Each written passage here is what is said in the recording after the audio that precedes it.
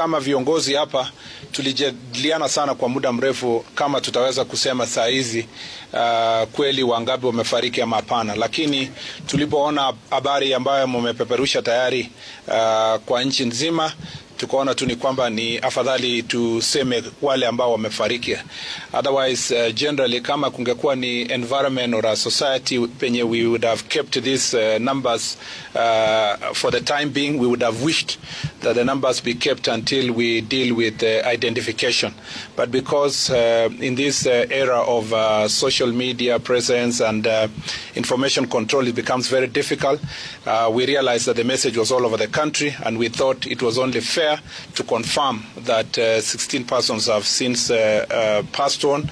But then this creates also another trouble for us, which is the anxiety among the parents trying to know who of them has lost their loved one. So that is the speed with which we are moving now, faster to try to reach as many parents as possible using deductive method, identifying those who are here, releasing them, and then those who are unaccounted for, we start speaking to those parents and start counseling and reaching out to them. So really we have had to work backwards because of the nature of which information flies in this world, and so going further to say anything related to the same will be extremely irresponsible on our part.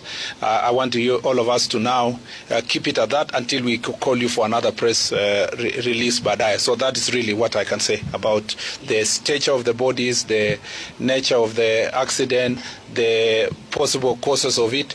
Let's leave it to investigations first, and then we can come to that. Waziri, my name is Willie Dennis Njiru from TV47. Maybe on account of the arson attacks on